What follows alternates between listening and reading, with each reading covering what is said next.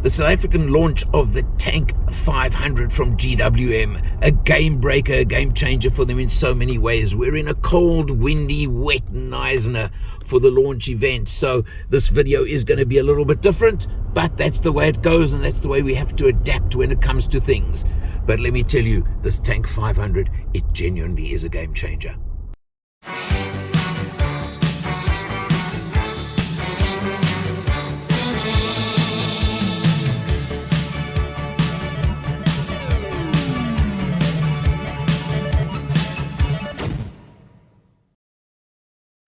Hello, my name is Michael. I'm the owner of CHANGECARS and the host of the TV show All Things Motoring.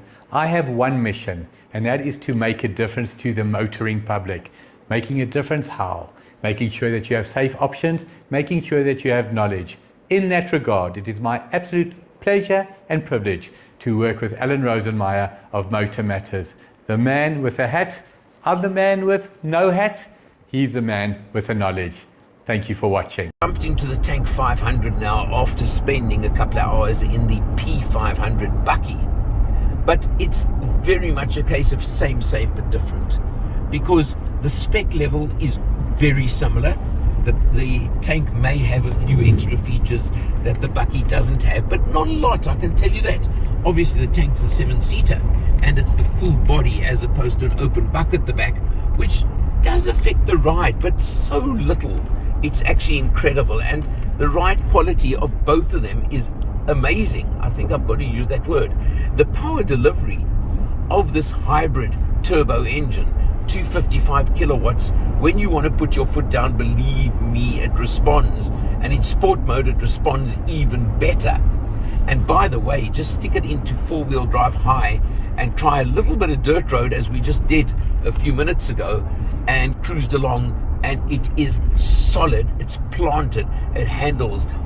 So it doesn't matter whether you're on tarmac or whether you're on dirt. This is a vehicle that just inspires confidence, and it's the kind of vehicle that makes you say, you know what, I'll transport my family in this thing because I know they'll be safe. Really, I had it on test, as you know. I had it for a full week on test. Every positive feeling and positive that I thought about it after a test has just been totally and utterly reinforced. Savvy investing is best left to the experts. And when it comes to offshore investing, it's even more important to talk to an expert. Well, Earl Don from Forexpert is the guy you should be talking to for your offshore investments.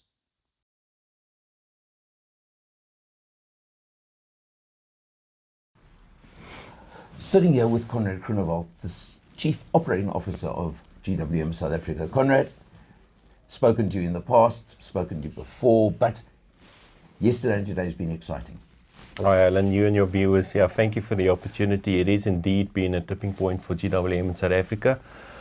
I'm going to give you a long answer to this, or right. You want to ask a question? No, you carry on. I think Arval's been extremely successful as a brand in South Africa, and you know from the past and from the beginning investor conference that we had in February is that we're rebranding the organization as GWM. Yeah. With that, I think we're giving products that match that brand strategy, and I think the pinnacle launch for us was this year with the Tank 500 and P500 launch, just to amplify the repositioning of GWM South Africa as a pioneering Chinese brand.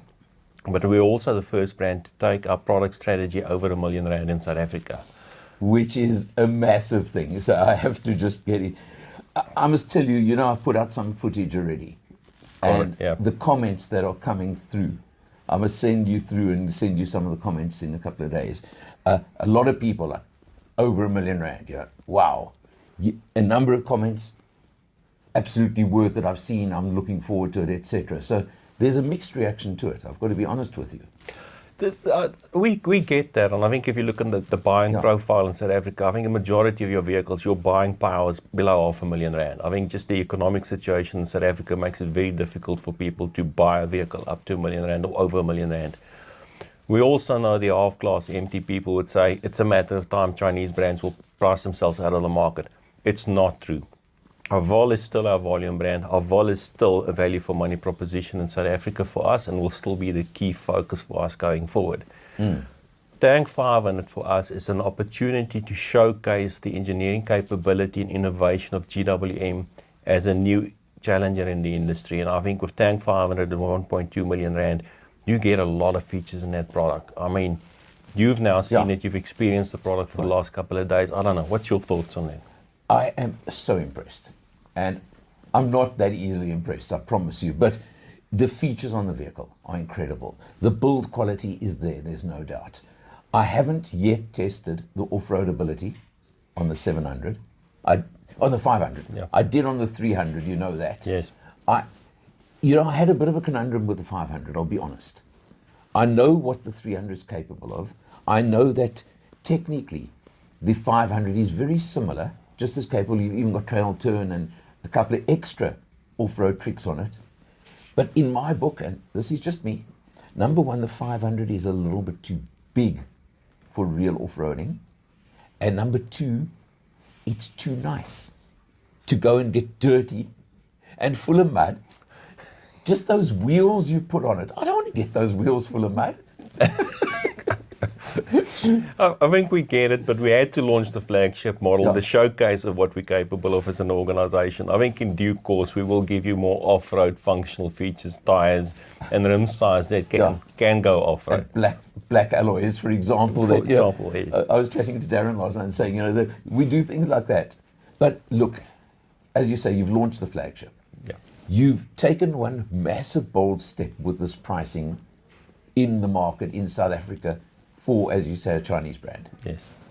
I think if you look at that price point, you look at the competitive segment in the vehicle, you still get your value for money proposition in there. We're still 100,000, 200,000 rand below the alternative options in that segment. So yes, it is a lot of money for us as an organization where we're going into. We're breaking that 1 million barrier, but the value for money proposition and that product's still there. You've seen and experienced those products, the features on a vehicle. Can I disagree with you slightly? Yes, you may. Okay. I know which product, we're not going to name it, you're benchmarking against. I think you're actually up against its bigger brother. You're not 100,000 or 200,000 cheaper. You are 500,000 cheaper. Well, there you go. I think you being an expert in the industry, and I think hopefully most of our influencers, members of the press that join us over the next couple of days will experience that, see that. So we just need to convey that message to the general public out there and find a way that the public starts to appreciate and understand it. Okay, now we're going to just jump slightly because you've got a second product you launched here at this launch, which is a brother, can I call it, but it's in a different category again. Alan, you're spot on, and I think that for us is the crown jewel. It's the first full hybrid Bucky or pickup truck in South Africa. Yeah. So that, but not only do we have it in hybrid form, it's also available in our newly developed 2.4 diesel, which we've driven over the last couple of days. Unfortunately, we didn't give you the opportunity as members of the media to experience that. I'm going to get my opportunity pretty soon. It will come in due course, but I think optimal power and torque in that vehicle, not the best in class, but it's sufficient to do what it needs to get done. But the benefit of that vehicle is the fuel efficiency on that vehicle is just spot on. Well, you've got that, and now you've got virtually two vehicles in one there. Yeah. Because you've got the 2.4, which, as you say, the efficiency, etc., and then you've got the hybrid version. That's correct. I'm almost going to separate the two because they are in such different categories. Yes, they are. The hybrid one is for the guy who wants everything. Yes. And wants to be the first with the technology, etc. The 2.4 turbo, as you say, is the practical element. A question, because I haven't experienced both. Suspension-wise, is the 2.4 identical suspension-wise as in ride quality, things like that? It is the same suspension, same chassis setup in both of the vehicles between the diesel and the hybrid form.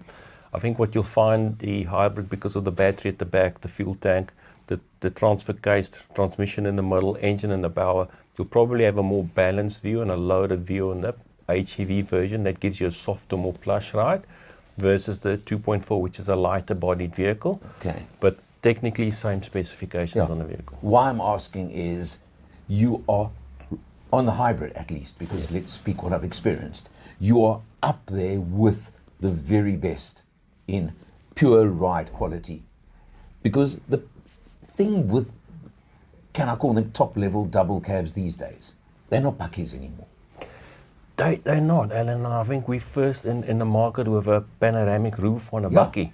We're first in the market with massage seats on a Bucky, heated seats, cooled seats. We've got electrically adjustable reclining seats for the rear passengers. Yeah. You've seen opening features when you open the door. The seats adjust for you to welcome you for easy ingress and egress in the vehicle. On a Bucky. On a Bucky. Yeah. Yeah, it's not. It's a luxury car with a buck at the back. That is correct, but that's what the South African market wants. We want the comfort features of a SUV, but the functionality of a load box for the mountain bikes on the back, for the hunting gear on the back, for whatever you throw on the back that needs to be on the load And bin. your opposition in the market have proven the need for this. And That's it. again, even with the top model, the HEV, which is sitting on the R1 million barrier, can I call it? Most possibly Yeah. with on-road cost over that, yes. Yeah. But it's still significantly Yeah. cheaper than the opposition that come in the category and come close on spec, etc. That is, Alan, and it's at the moment the biggest Bucky in South Africa. Okay. So, a lot of functionality. Shopping malls need Yes. to wake up on that point, though, because parking bays in shopping malls are a challenge in a lot of double cabs. But now I just want to also touch on something. You've got the innovation on the Bucky of that split tailgate, Yes. which is, I don't think it's been done before. No, it's not, and it's quite unique because it gives you the opportunity, if you're loading with a forklift, to get quite close to the load bay. Right. Not put the load on a conventional opening of a load tray to rest on it, so you can get your load quite close into the load bin and out of the load bin. So it's a quite unique feature, and it gives you a lot of functionality with a conventional opening of the load bin, or low tailgate, and then your conventional or your barn door style opening of the tailgate. Okay, but I've got one complaint. You've done one thing that, for me, was so good. On the previous P series, you had that little hidden ladder. The step. Now, for a short out like me, you know how useful that was. So why haven't you not brought it on the new P500 as well? Yeah, I think our engineering capabilities is world class, but it's just a bit of a challenge to fit a step in that split tailgate with all of the engines to open and close it in various directions. I do miss that. Yeah, I can get But that. you wouldn't worry about it, but it's it just was such an innovation to me on the previous generation Bucky. I get that. Yeah. Well, we've got to make, sometimes there's got to be a compromise on something new. But absolutely no. I mean, it's just. Yeah. But Conrad, you two products now, and as I say, they're brothers, but I'm separating them because there is, although obviously your biggest opposition in the, can I call them the traditional manufacturers, I think is one of the words they use, have got similar packages where they have the SUV and the Bucky versions. So you've covered that brilliantly. But I also see them totally separate in some strange ways. But that's what you want, because now you're covering the market, whole new segment of the market. Yeah, I think South Africa has been a fundamental market for GWM success out of China. And it's been a pioneering market in learning the export business for a Chinese manufacturer. It gives us the opportunity, I think, as we find our feet and we find the rhythm and the market opportunities outside China, to invest in more products and look into more segments within the market. Fantastic. So there's a lot more to come, isn't there? Definitely, we're not stopping today. Conrad, thank you so much. As I say, great event. Thank you, Alan. I look Nice forward to the having next one. you. We look forward to seeing you. For MotorMatters, Change Cars and all things motoring, he's Conrad Grunewald. I'm Alan R, and I'll see you next time. We will only launch the top grade Tank 500 Ultra Luxury. The vehicle, as mentioned, will only be available in a hybrid petrol powertrain, and towing capacity of this Tank 500 is 2,500 kilograms. Onto our pricing, and an in-depth look at our pricing position, which we've gone back and forth on. Tank 500, as you can see, is bigger than its competitors in a full-size SUV segment, but still positioned in a price range of some of your medium SUVs. Considering that we are launching a capable 4-wheel drive, 7-seater, ladder-on-frame SUV, gives us the competitive edge over the entire market. So our pricing is as follows. For the Ultra Spec, you will pay 1,222,900. Tank 500, as you can see, will feature a 7-year 200,000 warranty